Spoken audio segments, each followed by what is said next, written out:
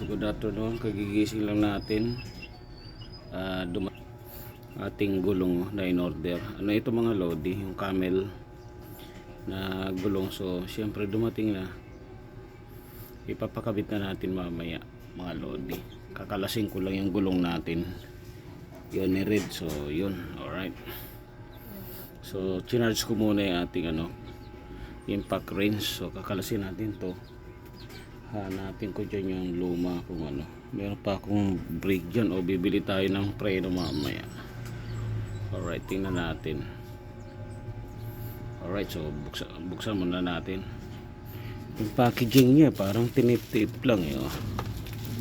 Alright, so camel. Susubukan natin kung goods din siya kagaya ni flash tire natin. Alright. So nagmamahal na kasi yung flash tire. Yung kinakabit natin dati ganito, nasa 1.6 lang sa online natin nabibili. 1.6 plus or 1.7. So masyado ng mataas na masyado. Nasa 2,000 na. So ito nasa siya 1.3 plus, so kulang-kulang 1.4. So malaki rin diferensya. Mga 600 din mga lodi. Alright. But ano muna natin, unbox. Alright, tignan natin yung thread nito mga lodi. Yun mga lodi, so double naman pala si camel. So meron pa din siya. So naka ISO 90001 din siya mga lodi. Alright, may siya naman oh. So tsaka dumating din yung ating langis. So change oil na rin tayo mamaya. Tapos maglilinis tayo na mut-mut. Alright. So, anong oras na ba? 2:30. Mga alas 4. Kalasay ko siya mga alas 4. Alright. So, tina-charge pa naman natin si Kilat. So, dumating na rin yung ating langis. Tapos gear oil. May gear oil to eh. So, yun mga lodi si Motol Power LE para sa ating scoot. So, may kasama na siyang gear oil. So 120 lang ito eh. So 150 yung pinadala niya na gear oil. Okay na rin yan mga lodi. So kompleto na langis sa kano. So may kasama pala mga previous yan mga lodi. So hindi ko naman to dinidikit kay red. So may tayo, keychain. Yun. Sticker der. Gusto mo sir? Sticker gusto mo? Kainin. Yun, dikit natin yan dyan sa lamesa na yan. So tatanggalin muna natin itong mga lodi, yung cover nito para yung thread. Parang walang spring walang spring pito sealant. So bibili pa tayo ng sealant ito. Alright. Yun, okay mga lodi. So yun ang thread pala niya oh. So sana makapit naman. So parang rin naman siya, medium compound mga lodi. So ang kabit nito paglikod yung thread pa ayun, parang paaro. Yan. Alright.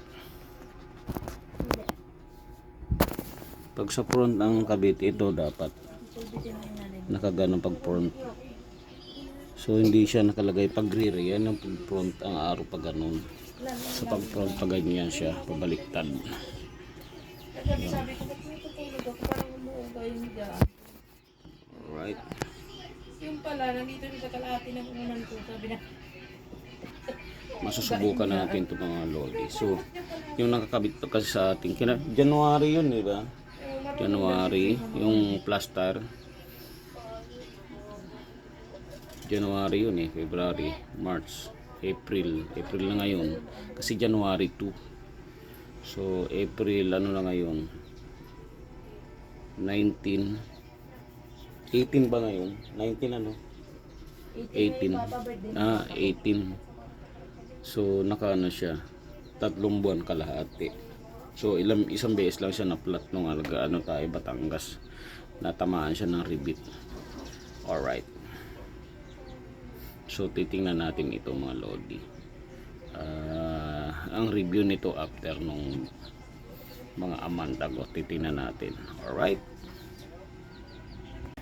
Yun mga lodi, so hindi na natin mapakita, nakalas na natin mga lodi. Tapos siyempre dahil kinalas natin mga lodi, yun na matanggal na natin, mamaya lilinisan natin yung mga lodi. Yun, alright.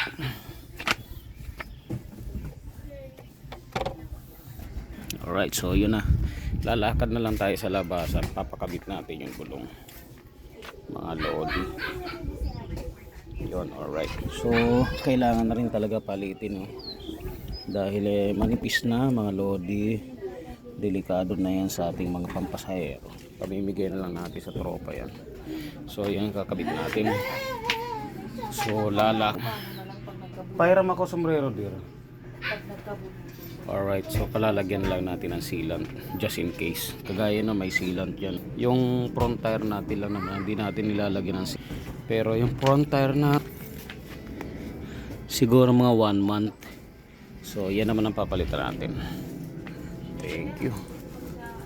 Alright, lakad tayo mga lodi sa pagawaan sa vulcanizing shop. Alright, so dyan na lang at mga tools natin. Alright, lakad tayo, walking. Yon mga lodi, so nandito na tayo sa nag-adjust ako dito ng konti sa kabila dahil napakainit mga lodi. Hirap na hirap siya tanggalin ang gulong ko mga lodi. So yun at least na ano niya na. So kanina muntik na.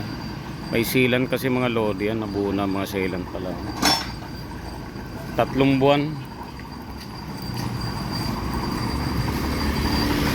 Nabuo na pala sealant, 3 buwan. Pag 3 buwan pala ganyan ang sealant. Yan mga lodi. Kaya pala ang tagal matapalan yung ating butas nung nakaraan. Ayun na.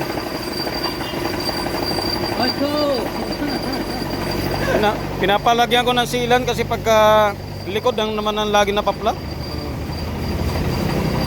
Araw-araw kasi pambiyahe. Ganun pala pagka 3 buwan ng sealant to. Madaling mapaso. Yan, basta kumapit yan ang kakapit sa mga butas. Oo, yung sa butas. Nabutas nga kami nung punta kami ng Batangas. Kung walang sealant hindi kami nakauwi. Nadali ng ribit. Ribit tsaka pako lang naman ang nasa kalye. Yung mga natatapon. Ngayon lang medyo natuyo na ganyan ang sealant ko. Hindi maganda yung sealant na kinabit nila nung nakaraan. Nabuo agad.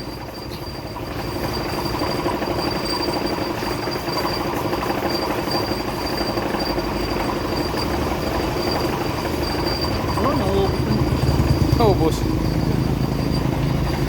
Yun, nilinisan ni Bossing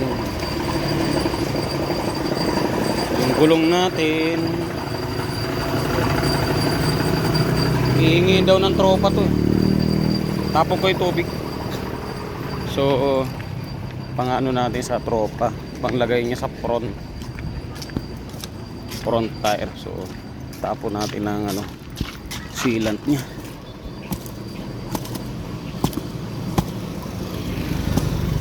Yun. So hindi natin matapon lahat mga lodi. Nabubuo ang mga sealant lodi. Yan nabuo-buo, kaya pala nung nakaraan hindi nakagad-agad na tapala. So lilinisan naman natin yan. Alright, so balik tayo. Makapal pa naman mga lodi, pero parang unahan okay pa ito, pero palikod hindi na masyado na mga lodi. Alright, yun.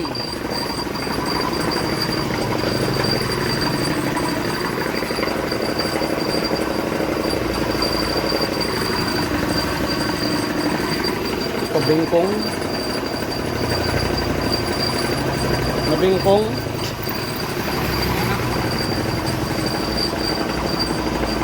may bingkong ng konti mga lodi.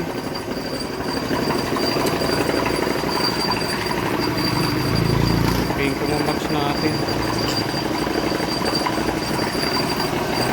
Bingkong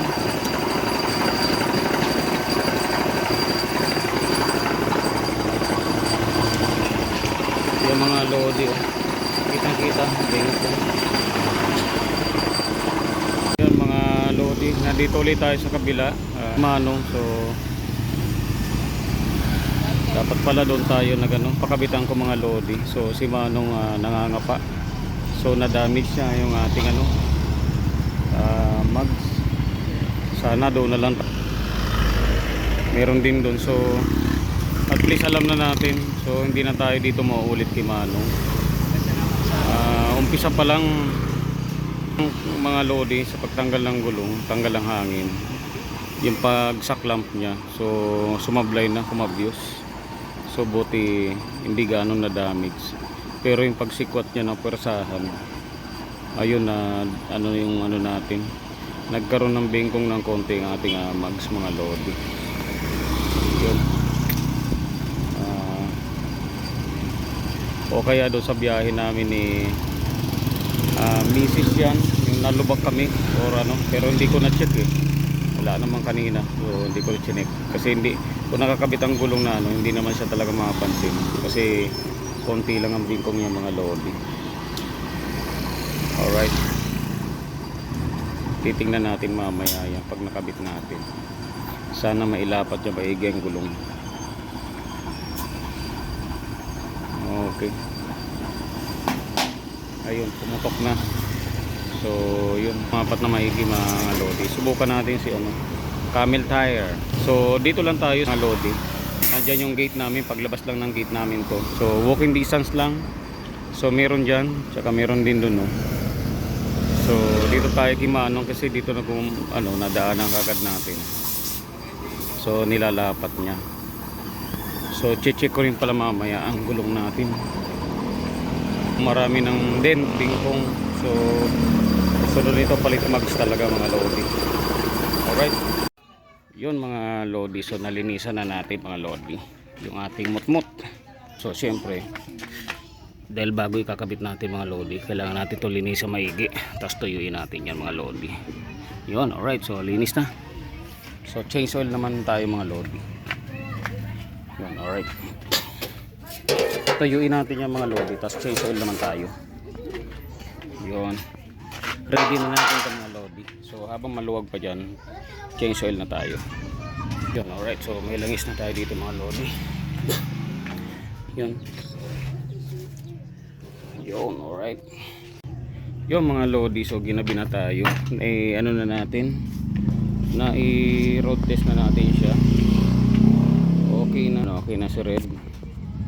Yan okay na. So medyo may konting damage ng mags natin mga Lodi. So may palag na ng konting gumagano. Pero sa bearing walang problema, sa mags na mismo mga Lodi. Yun, siguro yung na-flat siguro kami ni Mrs. Tapos tumakbo kami. Doon siguro malamang na bengkong. Dahil sa nag long ride kami nung dahil lumalambot ang aming gulong nun. So, yung nalubak tayo der na malalim, no? Yung sa likod. Di ba malambot tayo nun? No? Yung kumaldag tayo. Yung maliliit na reels. Ayan. Yun, okay. Alright, so yun, okay na rin kami mga Lodi. So pinagpalitan natin. So yun upod na sir. So masyado na siya malalim. So spare na yan sa tabi na ito. Yun mga Lodi, kahit paano medyo hindi na tayo kakabakabahan doon sa bago nating gulong. Okay naman siya sa kung ma-observe natin yung mga week month natin na ginagamit, kung gaano kalakas ang upod niya. Alright, so good evening mga Lodi. So yun, peace, I'm out.